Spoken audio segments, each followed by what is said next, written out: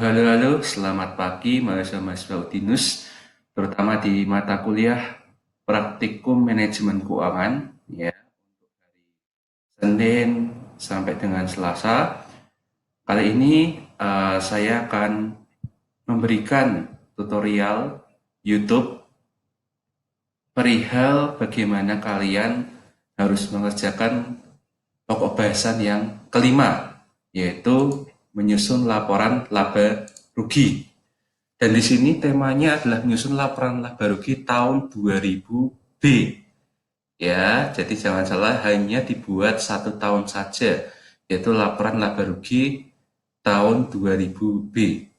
Sementara kalian di pokok bahasan yang kemarin-kemarin sudah mengerjakan misalnya pembayaran angsuran utang modal kerja, pembayaran angsuran kendaraan itu dari tahun 2000 B sampai dengan tahun 2000 E, F, dan seterusnya itu. Depresiasi juga sama, kan juga mengerjakan dari tahun 2000 B sampai dengan 2000 E ataupun F.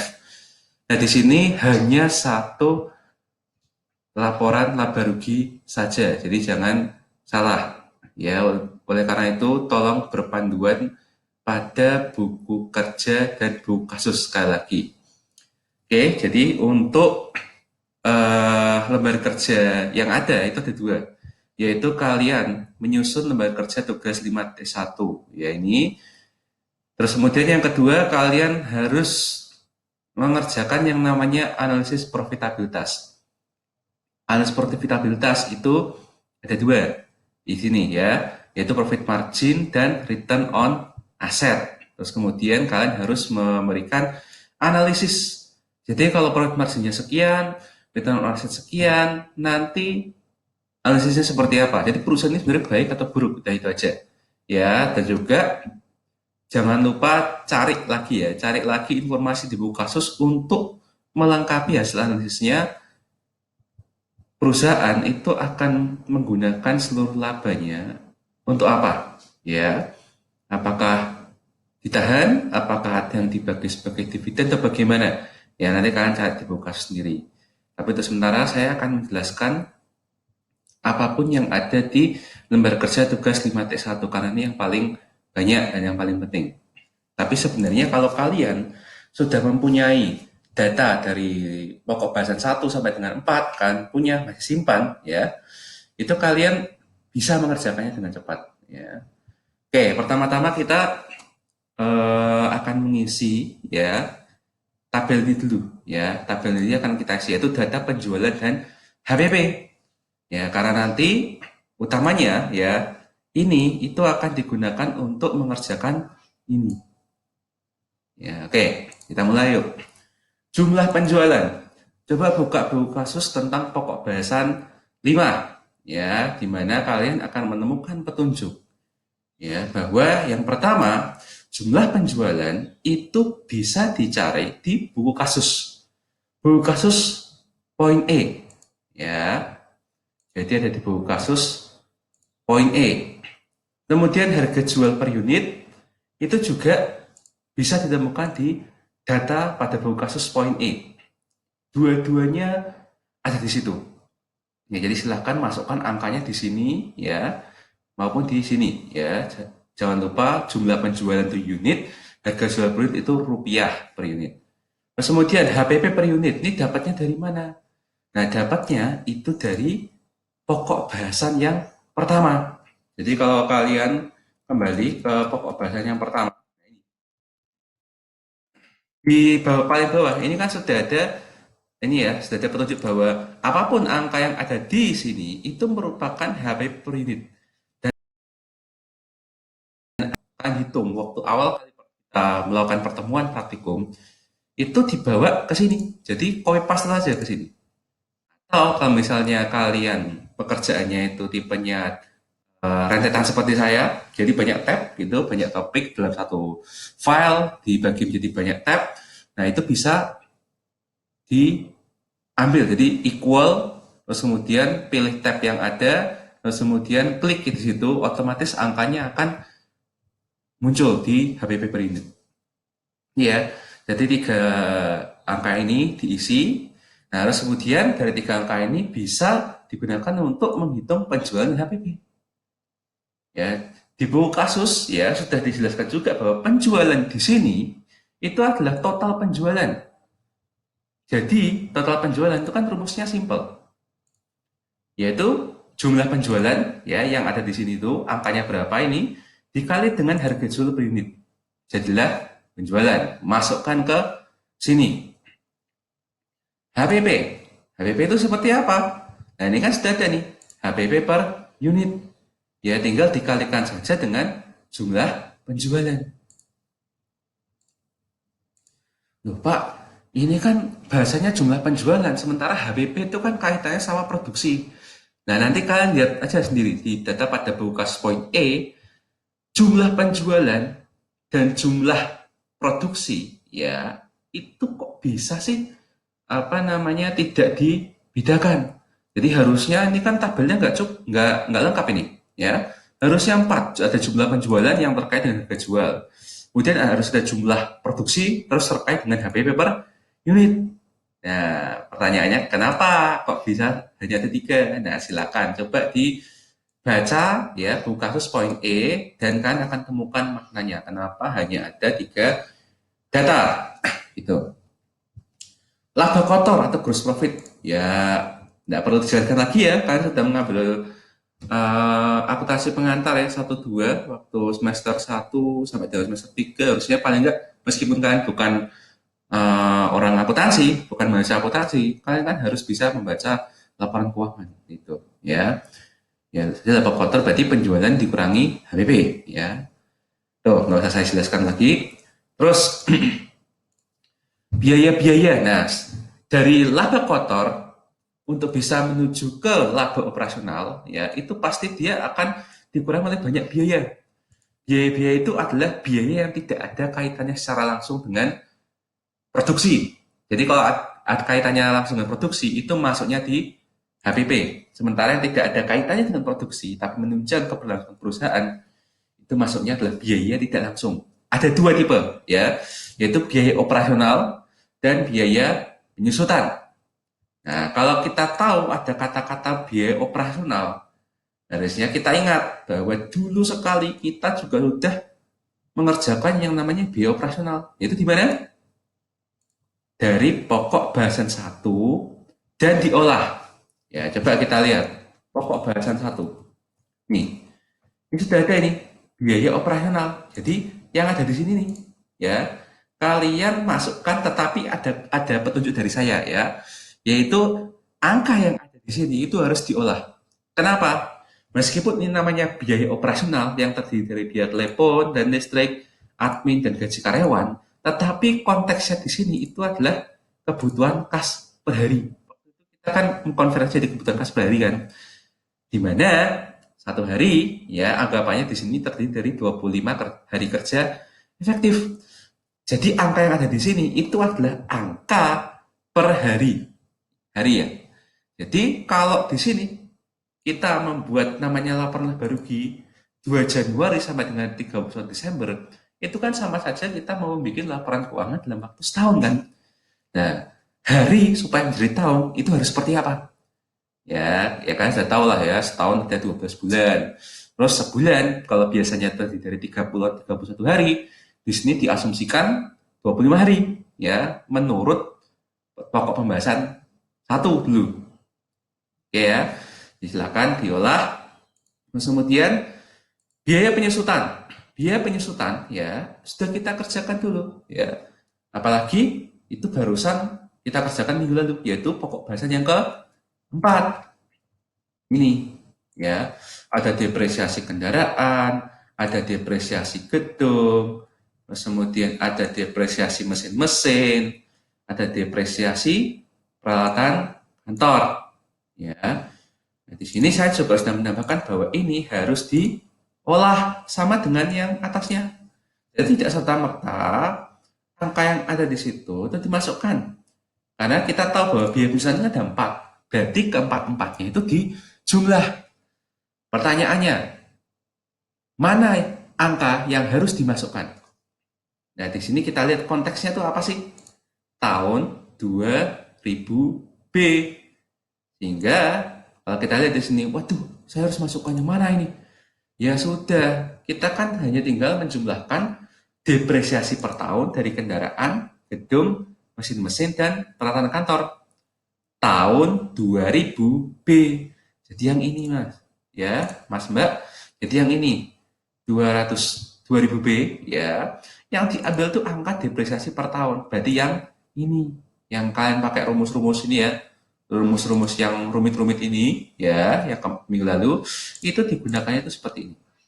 Ini di ini dijumlahkan dengan ini, terus kemudian dijumlahkan dengan ini, terus kemudian dijumlahkan dengan ini. Selesai. Itu ya. Oke. Terus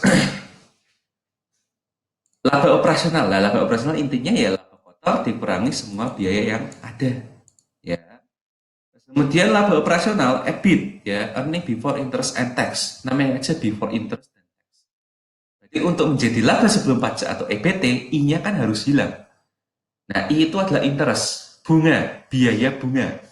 Nah, kalau kita sudah membahas tentang bunga, berarti kita akan membahas tentang utang kan, penjadwalan utang, di mana itu sudah kita bisa ambil langsung dari pokok bahasan 3 dan sekali lagi ya, diolah. Oke, jadi ingat di sini adalah biaya bunganya saja. Ya, coba kita lihat topik 3. Bunganya saja. Ini ya. Kita punya utang modal kerja dan kita juga punya data utang kendaraan. Nah, ini loh yang saya maksud bunga utang. Dan bunga utang di tahun 2000 B ya berarti ini ya, ini dan ini ya. Angka yang sedang kerjakan itu dua-duanya dijumlah terus kemudian masukkan ke sini. Ya, begitu. Oke. Nah, setelah EBIT dikurang biaya bunga sama dengan EBT, laba sebelum pajak.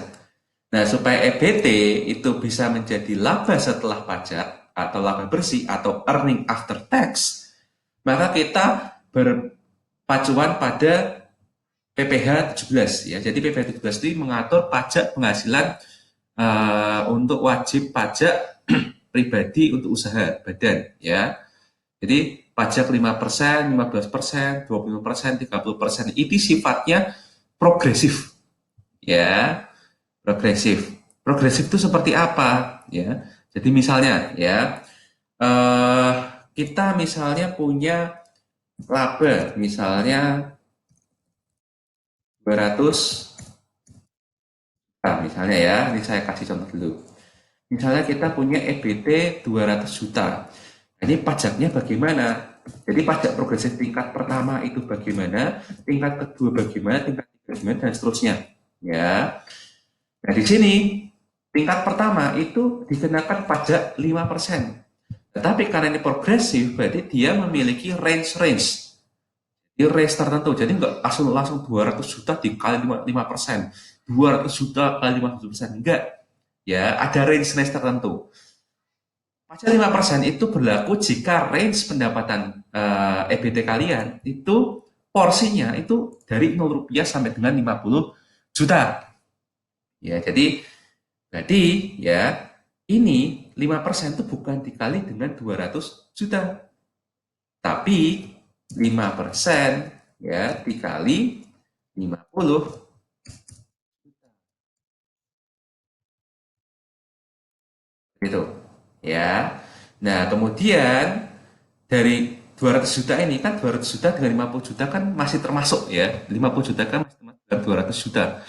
Jadi ada range lagi 50 jutanya kan udah kepake. Maka itu istilah anggap aja kita makan ya, sudah nggak ada. Dari 50 juta itu sudah kita makan. Berarti sisa porsi yang ada itu kan porsi 50 juta sampai dengan 200 juta. Nah, apakah 50 juta dan 200 juta itu, sampai dengan 200 juta itu dikalikan dengan pajak 15%?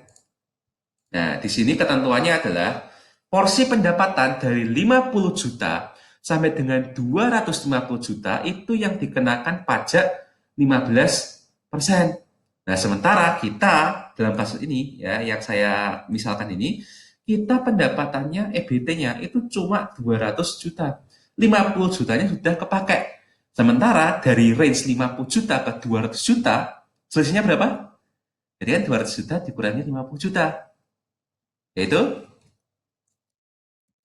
150 juta. Nih. Nah, 150 juta ini yang dikalikan dengan 15%. Oke, ya. Tuh, Pak, nanti jadi apakah nanti penghitungannya seperti ini? Nanti 50 juta sama dengan 200 juta berarti 150 juta dikali 15%. Ya enggak. Ya tergantung jawaban kalian di sini itu berapa nantinya, ya. Ya, kalau misalnya dalam kasus ini ya, lah kan memang sudah tidak ada lagi yang perlu dibacakan. Jadi tingkat 3 dan tingkat 4 itu ya kosong, kosong. Berarti jadinya 25 juta saja.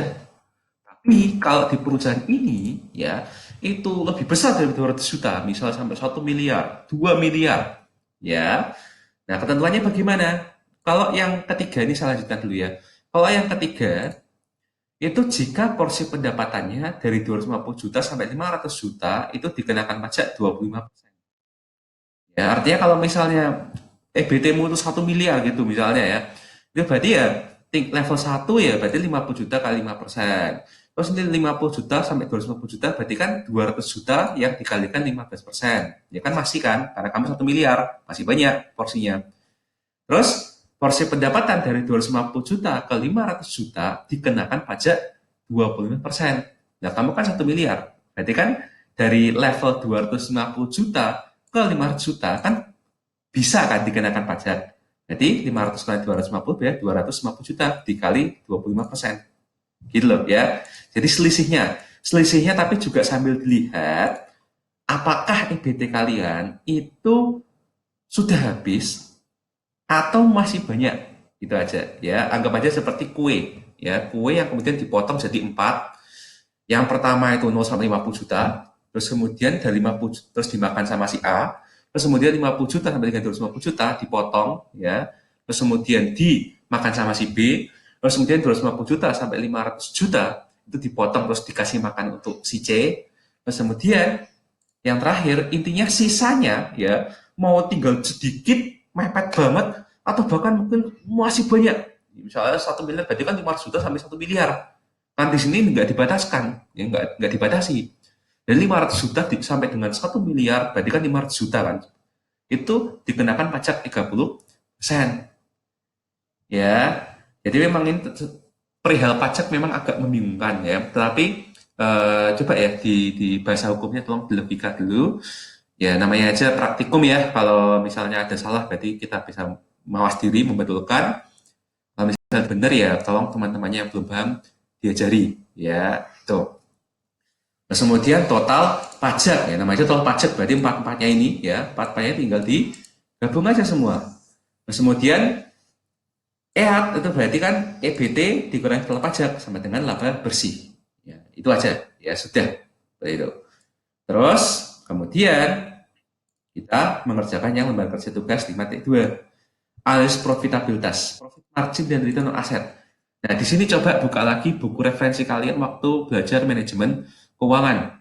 Ya, belajar manajemen keuangan di kalau nggak salah ya pokok bahasan yang kedua ya, itu kan ada rasio profitabilitas. Ya, profit margin ada 3, return on asset itu ada 1 ya, return on asset soalnya yang lagi return on equity. Nah, coba profit margin. Profit margin di sini, kalau kalian lihat buku kasus, itu rumusnya adalah ini. Laba bersih dibagi penjualan. Alias, ya ini, laba bersih, angka yang kalian dapat di sini, itu dibagi dengan ini, penjualan. Nah, hasilnya ya disarankan dalam bentuk persen. Ya, jadi kalau ya hasilnya desimal atau bagaimana, tolong dikonversi menjadi persen. Jadi misalnya hasilnya mungkin 0,57 gitu ya misalnya ya. Nah, tolong ini diubah menjadi persen. Nah, ini gitu ya. Terus return on asset juga sama ya. Rumusnya laba bersih dibagi total aset atau mungkin ini saya ubah aja total aktiva. Ya. Aktiva kan kita dapatnya itu kan dari pokok bahasan yang kedua. Yaitu waktu itu kita menulisnya adalah yang ini. Menyusun rencana awal tahun, yaitu per 2 Januari 2000B. Pokok bahasanya kedua dulu juga. Nah, ini kan ada yang namanya total aktiva. Nah, kalau aktiva dan total pasifa kan seimbang. Nah, kan silakan pilih salah satu aja. Karena intinya ini yang harus menjadi penyebut untuk rumus ini. Ya, seperti itu. Nah, kalau sudah dapat angkanya silakan dianalisis. Walaupun menurut saya pribadi ini harusnya minimal itu ada 2 tahun harusnya. Karena kalau kita belajar common size analysis ya setahun yang bukan setahun ya, manajemen keuangan ya semester 3 itu minimal harus ada 2 tahun atau 3 tahun supaya kalian bisa menganalisis yang namanya common size analysis. Jadi kinerja perusahaan dari tahun ke tahun. Tapi nggak apa-apa ya. Silakan kalian pakai standar apapun lah ya untuk mengatakan ini perusahaan itu baik atau buruk ya gitu aja ya. Terus jangan lupa tolong cari pernyataan bahwa laba bersihnya ini itu mau digunakan untuk apa ya di buku kasus coba dicari ya. Jadi paling nggak minimal kalimat pertama untuk menjelaskan profit margin, kalimat kedua untuk menjelaskan return on asset, dan kalimat ketiga itu labanya mau dipakai buat apa. Ya jadi itu aja petunjuk dari saya. Silakan dikerjakan sebaik-baiknya sesuai dengan tanggal penyerahan dan deadline-nya. Oke, jadi semoga ini bermanfaat ya, dan saya harap besok sudah bisa masuk minggu depan. Walaupun misalnya nggak jadi masuk, berarti kita akan mengerjakan yang topik ke-6, yaitu analisis break-even point. Dan setelah itu, kalau misalnya ini sudah dikerjakan, berarti pada minggu ke-7 kita akan mulai ujian. Ya, jadi persiapkan diri kalian, persiapkan data kalian, dan tulis semuanya di buku kerja. Kalau misalnya kalian merasa bahwa kalau ngoprek itu membuang duit, ya sudah, berarti kalian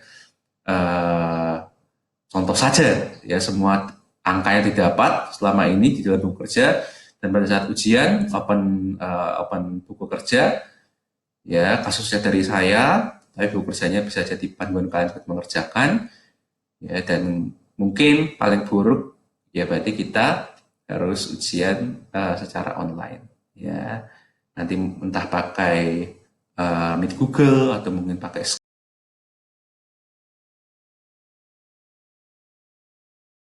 Skype ya. Terima kasih sudah mendengarkan penjelasan saya. Semoga bermanfaat, semoga beruntung. Ya, sampai jumpa di kesempatan yang berikutnya.